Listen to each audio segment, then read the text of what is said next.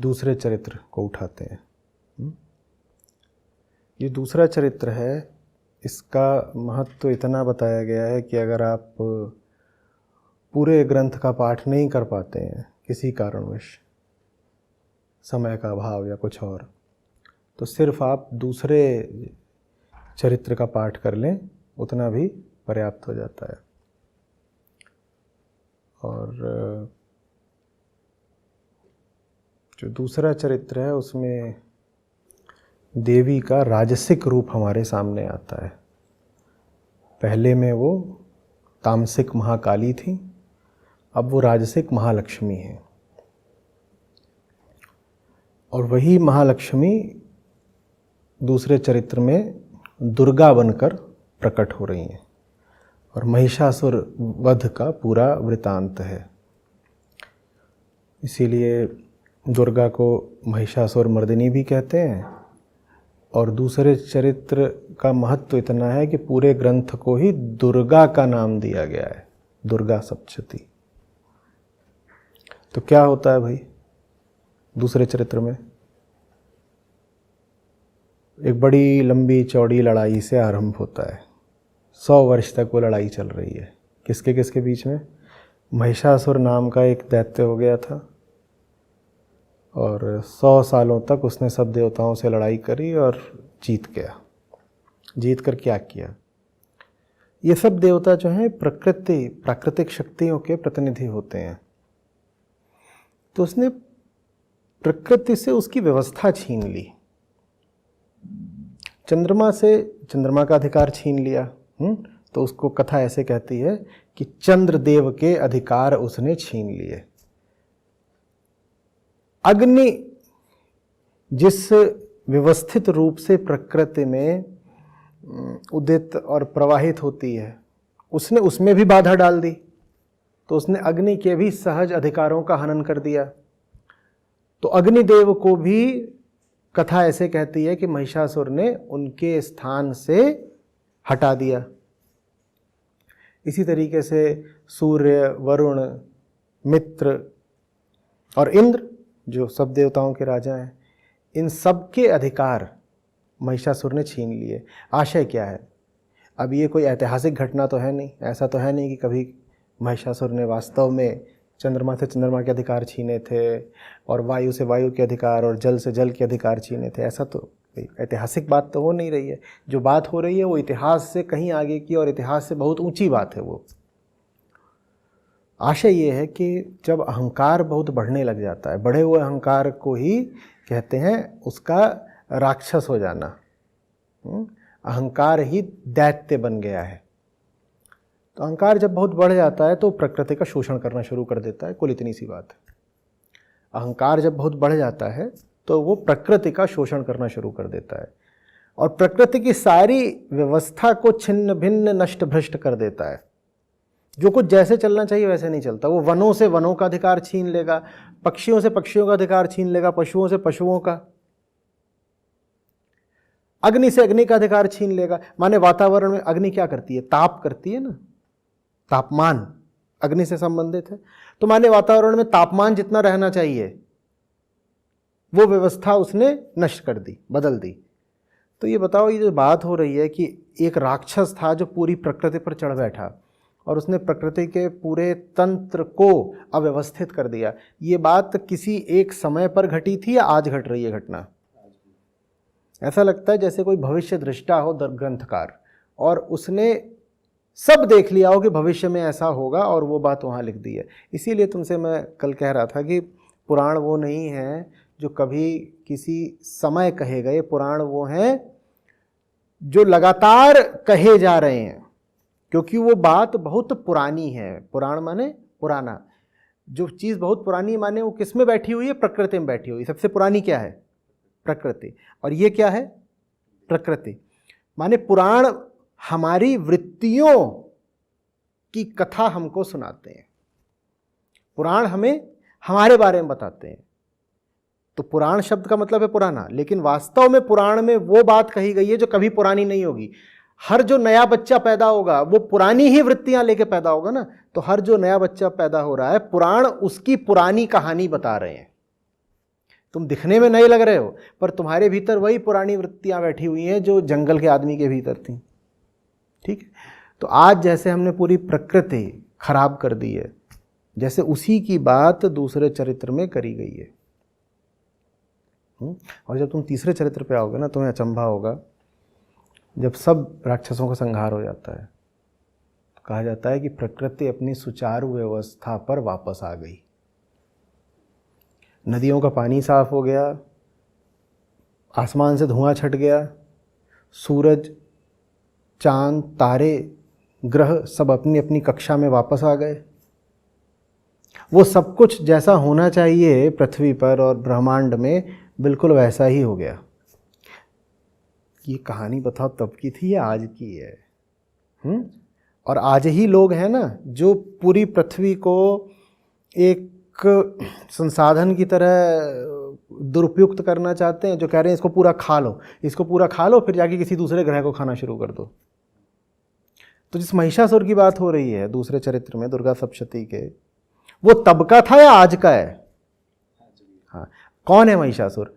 हर वो व्यक्ति जो पशुओं को, पक्षियों को नष्ट करे दे रहा है, खाए जा रहा है उनको, जंगलों को काटे दे रहा है, इतनी सारी प्रजातियों के विलोप का कारण बन रहा है, नदियां जिसने खराब और दूषित कर दी, हवा में जिसने सब प्रदूषण ही भर दिया,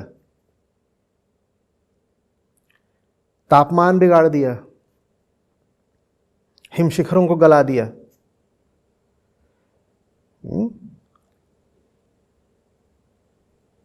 हर वो व्यक्ति महिषासुर है, और उसकी बात हो रही है इस दूसरे चरित्र में। तो 100 साल तक लंबी लड़ाई चलती है, और जैसा होना था, बुराई ही ज़्यादा जीतती है, और ज़्यादा बार और ज़्यादा आसानी से जीतती है। तो महिषासुर जीत गए भाई, और इंद्र इत्यादि सारे देवता पदच्युत हो गए, इनका जो है सिंहासन छीन लिया गया। तो ये सब रोते बिलखते जाते हैं, ब्रह्मा जी को पकड़ते हैं, बोलते हैं हमें ले चलिए आगे और ऊपर देवताओं के पास। तो कथा कहती है कि इनको विष्णु और शिव जी के सम्मुख खड़ा किया गया, और इन्होंने आप बीती सुनाई कि हमारे साथ तो बहुत बुरा हो गया। जो देवताओं के साथ बुरा हो रहा है, वास्तव में किसके साथ बुरा हो रहा है? देवता किसके प्रतीक हैं? प्राकृतिक शक्तियों के। तो देवता रो रहे हैं माने प्रकृति बिलख रही है, देवता रो रहे हैं माने प्रकृति बिलख रही है। तो प्रकृति बिलखते हुए विष्णु और शिव से कहती है कि बुरा हो गया। तो विष्णु और शिव दोनों बहुत कुपित हो जाते हैं। फिर विष्णु से एक तेजोमय पिंड प्रकट होता है और नारी का रूप ले लेता है, और उसको नारी का रूप देने के लिए सब देवता अपनी अपनी ओर से समुचित योगदान करते हैं। देवताओं से ही उस नारी को अंग मिलते हैं, शस्त्र मिलते हैं, अलंकार मिलते हैं, आभूषण मिलते हैं। तो इस प्रकार फिर वो जो तेजोमयी नारी है वो एक सुंदर भी और भयानक भी रूप प्राप्त कर लेती है, जिसके पास वो सब कुछ है जो सुंदर से सुंदर और आकर्षक से आकर्षक है, और साथ ही साथ दुष्टों के लिए वो एक भयानक छवि है। और फिर ये जो नारी है महादेवी, ये प्रकट होते ही विभत्स अट्टहास करती है, और पूरी दुनिया कांप उठती है उसके अट्टहास से, और बहुत कुपित है। अब यहाँ भी समझना प्रतीक कहाँ तक जाता है। आपके पास जो भी अच्छे से अच्छा, बुरे से बुरा हो, प्रकृति प्रदत्त, जो कुछ भी प्रकृति ने आपको बंधन स्वरूप दिया हो, या मान लीजिए कि भेंट स्वरूप दिया है, हम सबको मिला तो है ही बहुत कुछ प्रकृति से। उसका सही उपयोग ना करो तो क्या है? बंधन। उसका सही उपयोग करो तो क्या है? उपहार या संसाधन। तो क्रोध भी है आपके पास, तो क्रोध का भी इस्तेमाल किस लिए करना है? राक्षसों से लड़ने के लिए। विष्णु और शिव दोनों के कोप से उत्पन्न हुई हैं यहां पर महादुर्गा। और फिर सब देवता, उनके पास जो कुछ भी प्राकृतिक था और उच्चतम था, जो कुछ भी वो दे सकते थे अच्छे से अच्छा, वो उन्होंने देवी को दे दिया है कि ये लो। धनुष एक से लो, तेज एक से लो, आंखें एक से लो, बल एक से लो, अलंकार किसी और से लो। तो इस तरह से करके आपके पास जो कुछ भी मिला है आपको जन्म से, जीवन से, संसाधन के रूप में, उसको इकट्ठा करिए और फिर उसका क्या उपयोग करिए, अधर्म से लड़ने के लिए। ये दूसरे चरित्र में आरंभ में ही हमको सीख मिल जाती है। यहां तक कि क्रोध का भी सही इस्तेमाल कर लेना है। देवी को तो आप प्रथम अध्याय से लेकर के आखिरी चरित्र तक लगातार कुपित ही पाते हैं। क्रोध में भी बुराई नहीं है, क्योंकि देखिए सतोगुण हो या तमोगुण, क्रोध हो या शील, हैं तो ये सब ले देकर प्रकृति के ही गुण ना। क्या किसी गुण को सद्गुण बोलोगे, क्या किसी गुण को अवगुण बोलोगे? तो जानने वालों ने समझाया है कि सद्गुण की परिभाषा ये नहीं है कि कौन सा गुण दिखने में, सुनने में, व्यवहार में मीठा प्रतीत हो रहा है। तुम अपने बुरे से बुरे दिखाई देने वाले गुण को यदि धर्म की सेवा में अर्पित कर पाओ तो वो सद्गुण है। और कौन सा गुण फिर अवगुण हुआ? तुम्हें मान लो बहुत ज्ञान मिला हुआ है, तुम्हें बहुत मान लो धीरज मिला हुआ है। अब धैर्य को तो सद्गुण माना जाता है, लेकिन तुम धैर्य का उपयोग करने लग जाओ राक्षसों की सेवा में तो वो अवगुण है। बुरे से बुरा गुण भी यदि लग गया है धर्म की सेवा में तो वो सद्गुण है, और अच्छे से अच्छे, ऊंचे से ऊंचा गुण भी लग गया है अधर्म की सेवा में तो अवगुण है। गुण अवगुण की वास्तविक परिभाषा और उनका भेद ये हुआ। कोई आप पर अन्याय अत्याचार कर रहा है और आप कहें हम में धैर्य है, हम तो शांत रहेंगे, ये सद्गुण है या अवगुण है? ये अवगुण हो गया। तो धैर्य और शांति और संयम भी सदा सद्गुण नहीं होते, वो सद्गुण तभी हैं जब धर्म की सेवा में लगें। और क्रोध भी सदा अवगुण नहीं होता। स्वयं सप्तशती हमको पढ़ा रही है कि क्रोध का उपयोग यदि कर पाओ महिषासुर जैसों का यदि मर्दन करने के लिए, तो क्रोध का भी तुमने सही उपयोग कर लिया। अब क्रोध भी सद्गुण है। भारत ने इस बात को समझा है। भारत ने अंतर प्रकृति के मध्य नहीं स्थापित करा कभी, पश्चिम ने यह करा है। और जो लोक संस्कृति है वो भी करती है। मान लो प्रकृति ने तुमको एक पूरा थाल दिया है गुणों का, तो आम मन क्या करता है कि उसी थाल के दो हिस्से कर देता है, कहता है ये अच्छा ये बुरा। जगत में ही कुछ अच्छा है, जगत में ही कुछ बुरा। और तुम्हारे ही भीतर प्रकृति ने तमाम वृत्तियां और गुण भर रखे हैं। आम मन उनके भी दो फाड़ कर देता, कहता है इसमें कुछ अच्छा कुछ बुरा, कुछ सद्गुण कुछ अवगुण। जानने वाले कहते हैं नहीं, ये जो पूरा थाल है, जो सत है, इससे बाहर का है। इसके भीतर सद्गुण अवगुण करके तुम्हें क्या मिलेगा? रह तो इसके भीतर ही गए ना। भारत ने कहा नहीं, प्रकृति में जो कुछ भी है उसको एक जानो, और प्रकृति से परे जो है उसको सत्य है, आत्मा जानो। प्रकृति के भीतर जो कुछ भी है उसका उपयोग तुमने आत्मा तक, माने सत्य तक, माने मुक्ति तक जाने के लिए कर लिया, तो जो कुछ भी था प्रकृति के भीतर वो काम आ गया तुम्हारे,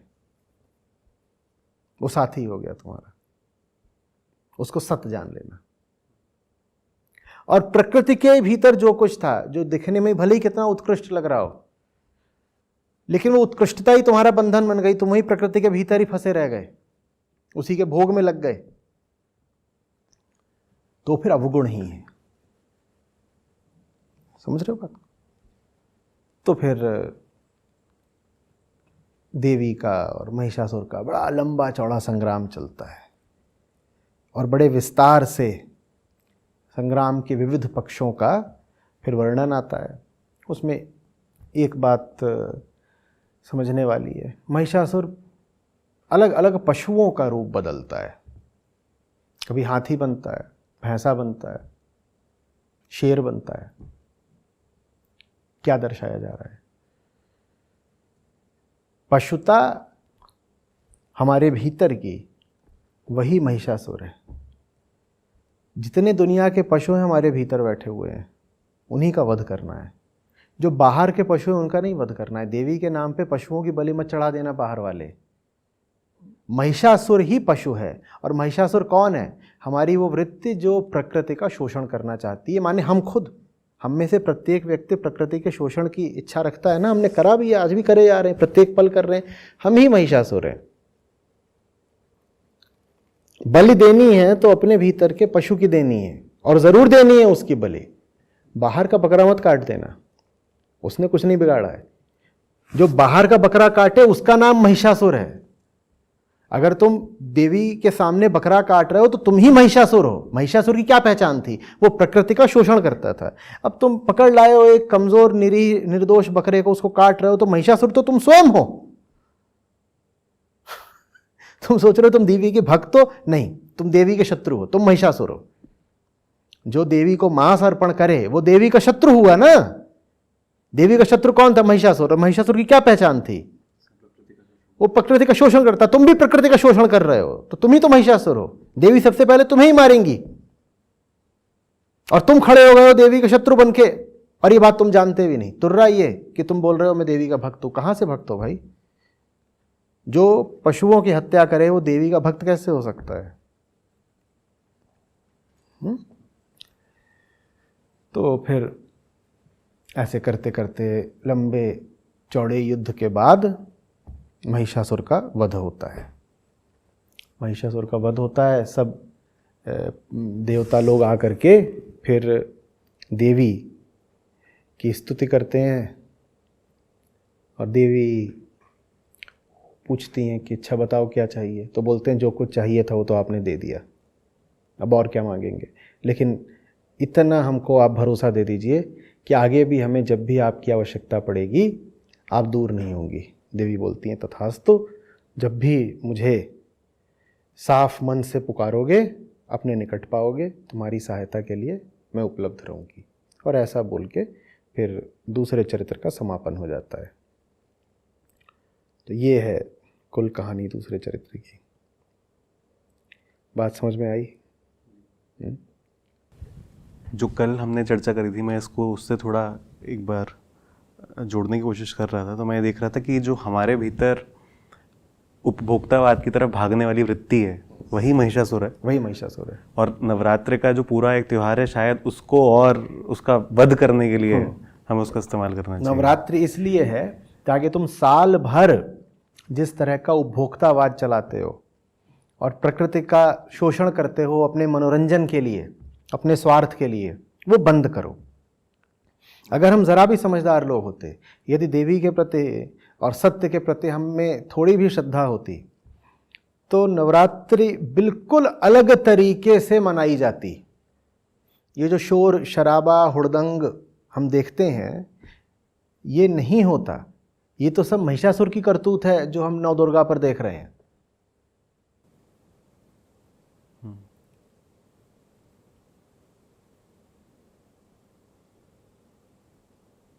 साथ में इसमें एक चीज़ और दिख रहा था, उस विषय पे आपने बहुत बात नहीं करी, पर जब ग्रंथ में इसका वृतांत देखते हैं तो वो काफ़ी विस्तृत रूप से दे रखा है किस तरह से देवी ने महिषासुर का वध किया।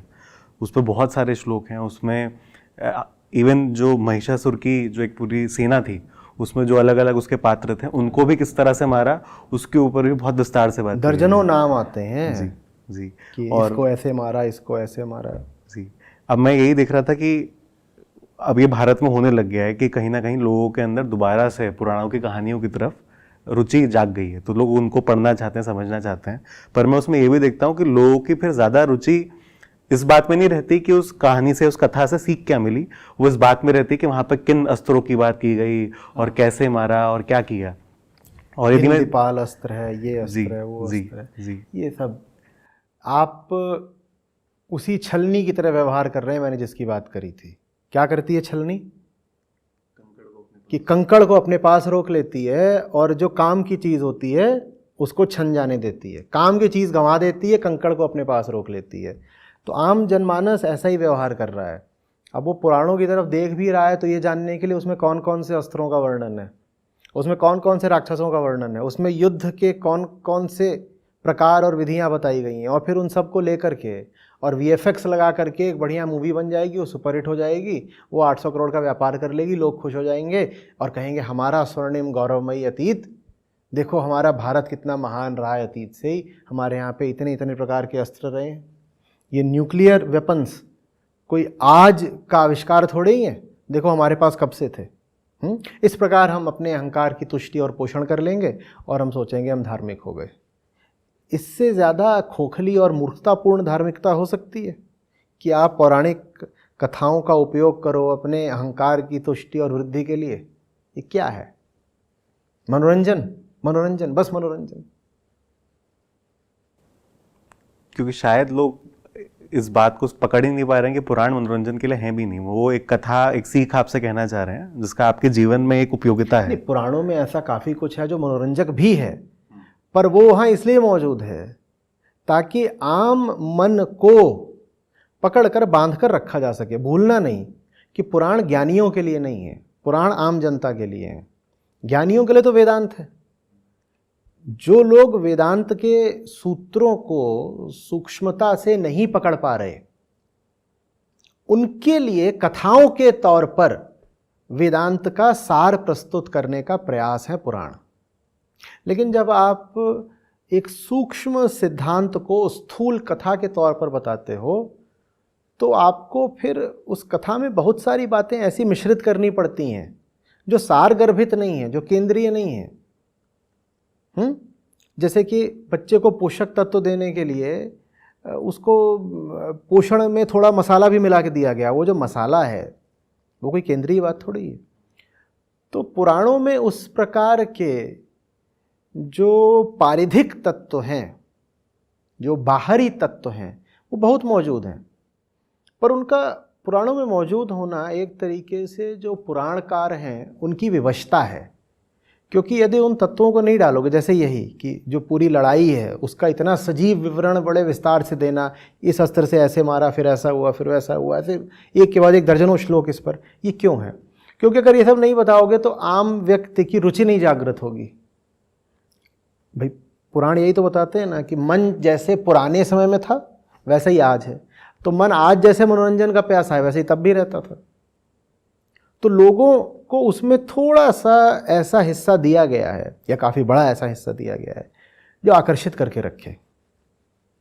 ठीक, अब ये आपकी अपनी बुद्धिमत्ता पर है और आप में बोध के लिए कितना प्रेम है इस पर निर्भर करता है। सार सार को गही रहे थोथा दे उड़ाए, ये तो आपकी नीयत की बात है ना। तो ये बिल्कुल हो सकता है कि जो दुर्गा सप्तशती है उसका मुख्य आकर्षण बहुत लोगों के लिए बीच में ये रहे कि जो एक पूरा वृतांत आता है महिषासुर के वध का, पर ऋषियों ने तरकीब लगाकर शुरुआत तो उसी प्रश्न से करी जिसकी कल आप बात कर रहे थे। देखो, एक तरह से कह सकते हो ऐसा कि जैसे पुराण हमारे पूर्वजों की विवशता का प्रतीक और प्रमाण है। जो उच्चतम बात थी वो तो कह दी गई ना वेदांत में, उपनिषदों में और गीता में और ब्रह्म सूत्र में कह दी गई जो उच्चतम बात है, पर वो उच्चतम बात आम आदमी के पल्ले ही नहीं पड़ रही। तो विवश होकर फिर पुराणों के माध्यम से समझाने का प्रयास किया गया है। और पुराणों में फिर बहुत कुछ ऐसा आ जाता है जो वेदांत सम्मत नहीं है। ऋषियों को एक प्रकार का समझौता करना पड़ा कि चलो हम थोड़ा पीछे हटे जाते हैं, चलो जो शुद्धतम बात है हम उसमें थोड़ा मिश्रण करे देते हैं। लेकिन फिर भी आधी अधूरी ही सही, जो ऊंची बात है वो तुम्हारे कान में पड़े तो, सिद्धांत के माध्यम से नहीं, एक महावाक्य की तरह नहीं, तो एक कथा की तरह ही सही।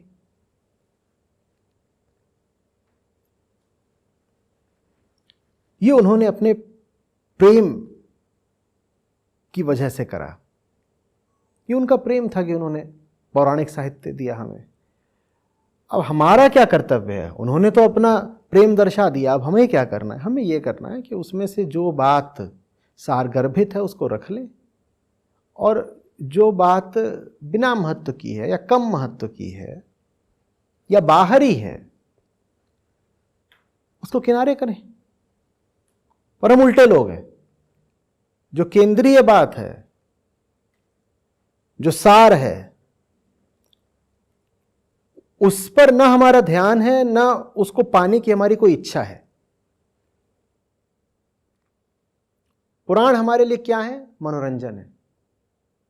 कहानी सुनो और कहानी का रस लो। कहानी किधर को इशारा कर रही है वो समझने की कोशिश ही मत करो।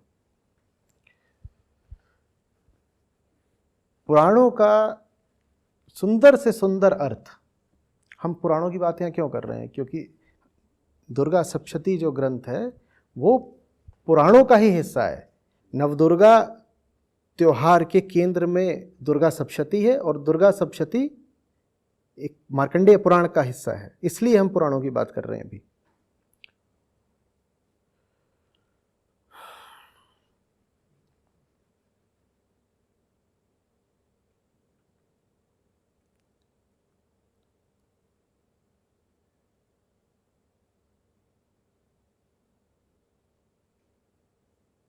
सही अर्थ पुराणों का तभी निकलेगा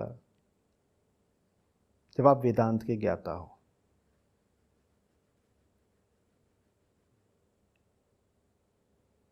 पुराणों का काम है आप में एक ललक पैदा कर देना जो आपको वेदांत की ओर ले जाए। अगर आप वेदांत के ज्ञाता हो तब तो पुराण आपके सामने एकदम खुली किताब हो जाएंगे। एक एक शब्द, एक एक श्लोक, एक एक घटना अपने पीछे के रहस्य को खोलती चलेगी। एक एक शब्द पर्दा नहीं बनेगा, कुंजी बन जाएगा। और अगर वेदांत नहीं है आपके पास, जो तो शब्द हैं वो पर्दा बन जाने हैं। शब्द दोनों काम कर सकता है, छुपा भी सकता है, दिखा भी सकता है, पर्दा भी बन सकता है और कुंजी भी। वेदांत नहीं पता तो पुराण नहीं समझ में आएंगे। अब यहाँ बात फंस जाती है, पुराण तो है ही उनके लिए जिनको वेदांत नहीं समझ में आता था। तो फिर बात यह है कि मन तो साफ रखो, उद्देश्य, नियत, इरादा तो ठीक रहे। जब पुराणों को पढ़ो तो इरादा रहे मर्म ग्रहण करने का, और जो बातें समझ में आने लगे उनको और विस्तार में जानने की ललक रहे। और जैसे ही वो ललक बढ़ेगी वैसे ही अपने आप चले जाओगे उपनिषदों और गीता की ओर। पुराण इसीलिए हैं ताकि आपको उपनिषद और गीता की ओर भेज सकें, पर वैसा होता नहीं है। उदाहरण के लिए भागवत पुराण ले लो, न जाने कितने लाखों करोड़ों लोग हैं जो जीवन भर भागवत पुराण पढ़ते रह जाते हैं, गीता के लिए उनमें कभी प्रेम जागृत नहीं होता। और आप भागवत पुराण पढ़ते रह गए, गीता की ओर नहीं गए, तो पहली बात भागवत पुराण का उद्देश्य पूरा नहीं हुआ, क्योंकि भागवत पुराण इसीलिए है, सारे पुराण इसीलिए हैं कि आप वेदांत की ओर जा सको। तो भागवत पुराण का उद्देश्य पूरा नहीं हुआ। दूसरी बात, आपको भागवत पुराण समझ में भी नहीं आएगा पूरा जब तक आप गीता को नहीं समझोगे। जो लोग भागवतम की कथाओं में ही उलझे रह जाते हैं वो उन कथाओं का सार और मर्म भी कभी नहीं जान पाएंगे, क्योंकि भागवत को समझने के लिए पहले श्रीमद् भगवद गीता समझ में आनी चाहिए। यह संबंध समझ में आ रहा है? पुराण को समझने के लिए, भागवत पुराण को समझने के लिए गीता समझ में आनी चाहिए। और भागवत पुराण का उद्देश्य यह है कि आप में गीता के प्रति प्रेम जागृत हो जाए और आपको अच्छा, ये कथा अच्छी थी, अब मुझे गीता की ओर जाना है। वैसा हो नहीं रहा। लेकिन क्यों नहीं हो रहा? इसमें गीताकारों की या ग्रंथकारों की या पौराणिक ऋषियों का कोई दोष नहीं है। हमारी नियत ही खराब हो तो कोई ऋषि, कोई अवतार क्या कर लेंगे बेचारे। कृष्ण भी क्या कर सकते हैं, दुर्योधन जब लड़ने को ही तैयार है। जिसे नहीं सुनना, नहीं समझना, उसका तो कौन सहायक हो सकता है।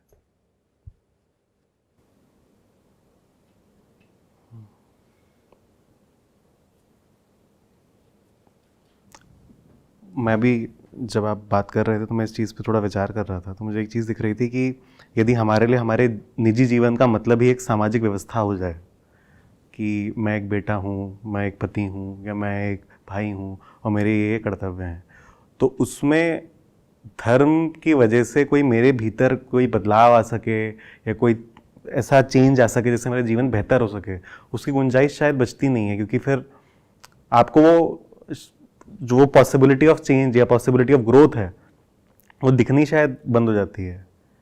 तो आपको लगता ही नहीं कि शायद नवदुर्गा का त्यौहार यदि आया है तो मेरे जीवन में इससे कुछ बदलाव आ जाएगा।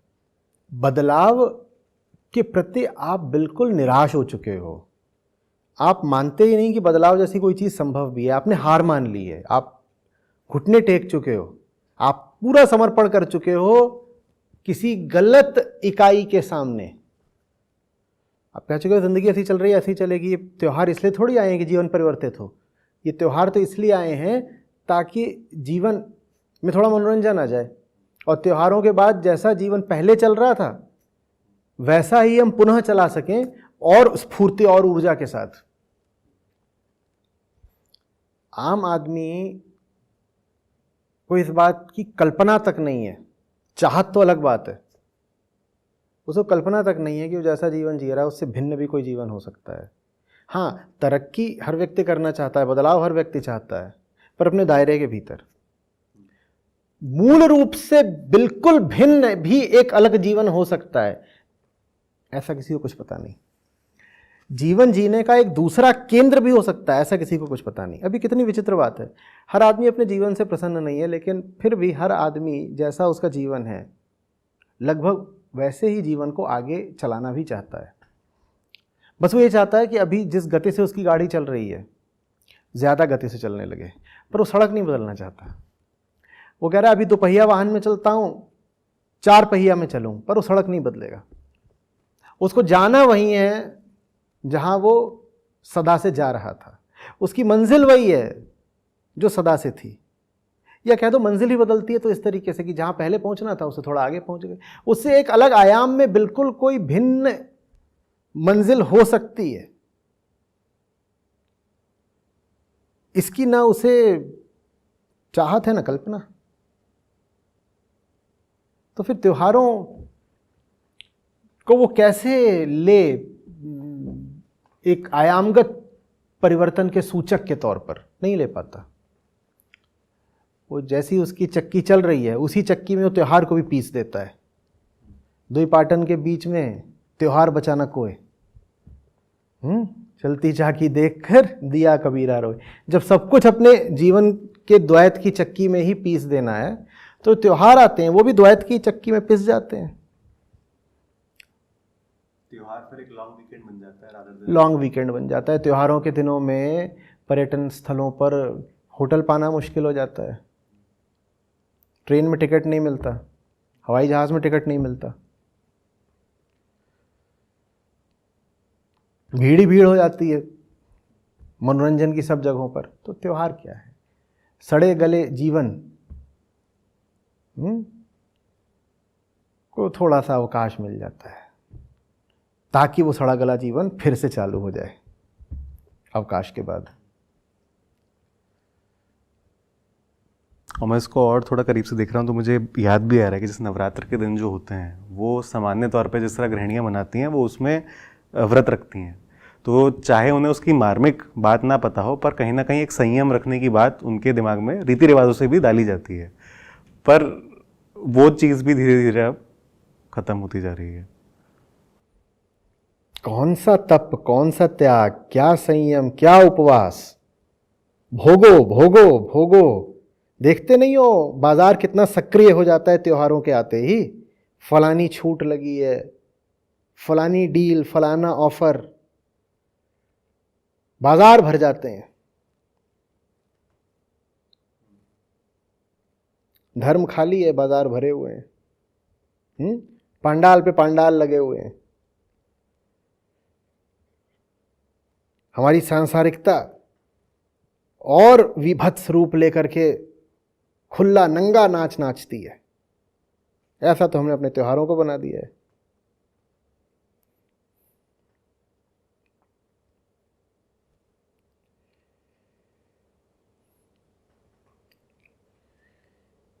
यही जो हमारे भीतर केंद्र है, जो पूरी दुनिया को खा जाना चाहता है, जिसकी भूख कभी शांत नहीं होती, जो कहता है जो कुछ भी है लाओ लाओ लाओ, परोसो परोसो परोसो, मैं खाऊंगा, मैं भोगूंगा, इसी को महिषासुर कहते हैं।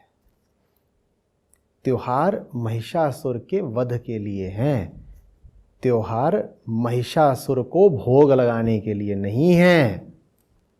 हम जैसी नवदुर्गा मना रहे हैं उसमें हम महिषासुर को भोग लगा रहे हैं। देवी की तो उपेक्षा ही हो रही है, देवी का अनादर है, और महिषासुर को भोग और चढ़ावा और आदर और प्रेम।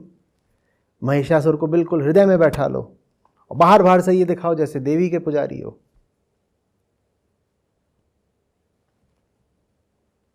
महिषासुर कौन है, स्पष्ट हो रहा है ना। हमारी वो वृत्ति जो पूरी प्रकृति को खा जाना चाहती है।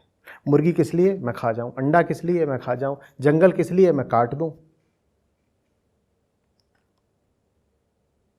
ये जो कुछ भी है पूरी पृथ्वी पर वो किस लिए है, ताकि मैं खूब खाऊं खाऊं खाऊं खाऊं खाऊं, मुंह से भी खाऊं, मन से भी खाऊं। मुझे और चाहिए, जो लगातार कह रहा है मुझे और चाहिए और चाहिए, वही महिषासुर है।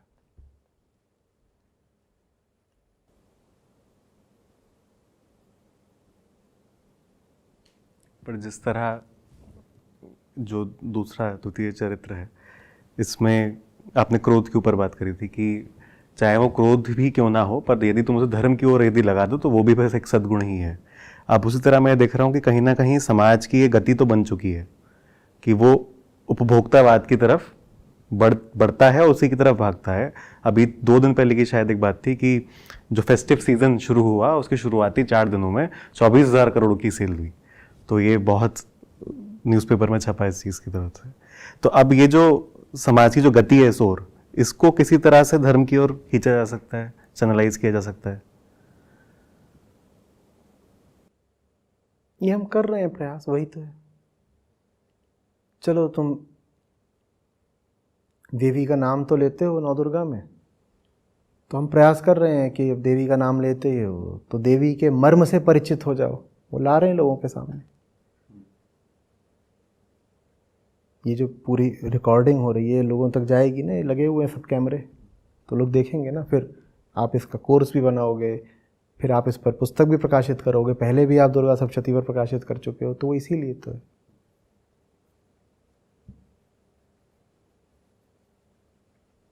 तो आज के समय में अगर समकालीन भाषा में और समकालीन संदर्भों और सरोकारों के साथ लिखी जाए सप्तशती, तो उसमें ऐसे होगा कि दुनिया भर के मुर्गे, बकरे, गायें, भैंसें, जीव जंतु, कीट पतंगे, वन पौधे, नदियाँ, झरने, ये सब गए हाथ जोड़ करके देवी बचाओ देवी बचाओ। तो फिर देवी ने वध किया। देवी ने किसका वध किया? फिर देवी ने ये जो आम जन है इसका वध किया। तब महिषासुर एक था, आज महिषासुर रक्त बीज की तरह 800 करोड़ है। दुनिया का प्रत्येक व्यक्ति जो प्रकृति को भोग रहा है, प्रकृति के प्रति निर्दय है, क्रूर है, वो महिषासुर है।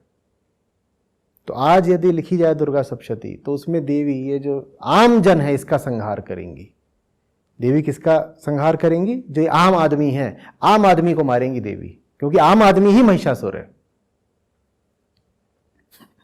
आम आदमी ही तो महिषासुर है आज। पहले तो एक दैत्य था, आज उस दैत्य ने करोड़ों रूप ले लिए हैं। सड़क पे चलता फिरता आम आदमी ही तो है महिषासुर। देवी इन्हीं सबको मारेंगी।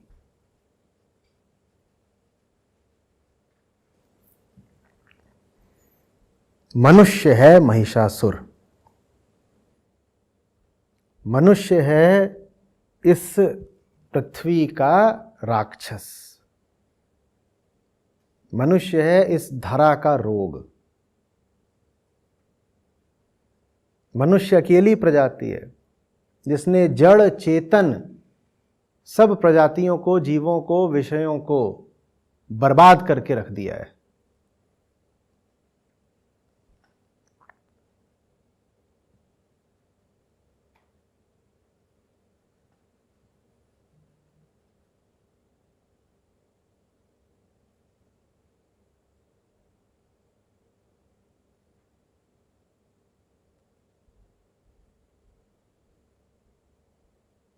देवी कुपित हैं, बहुत कुपित हैं।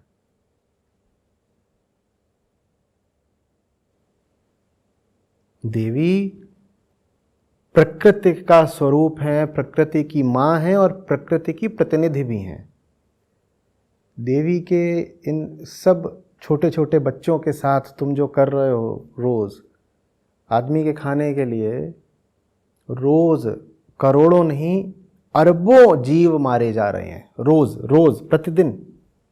देवी बहुत कुपित है।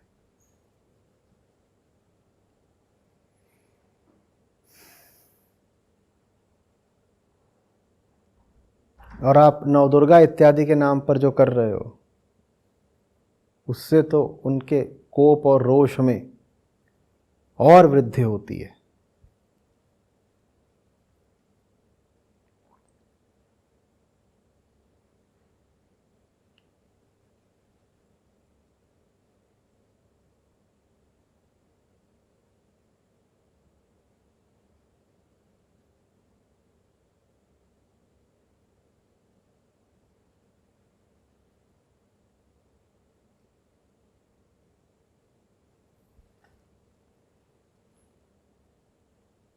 जिन्होंने माँ को सचमुच समझा है,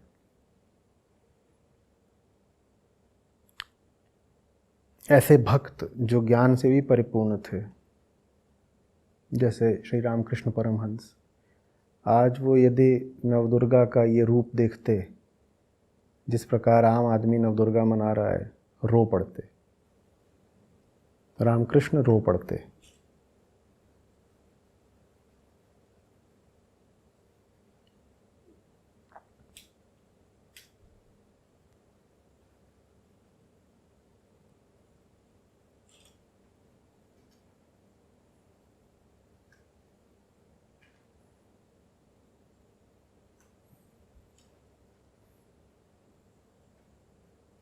अभी इसमें और भी दो चार बहुत महत्वपूर्ण और रोचक पक्ष हैं,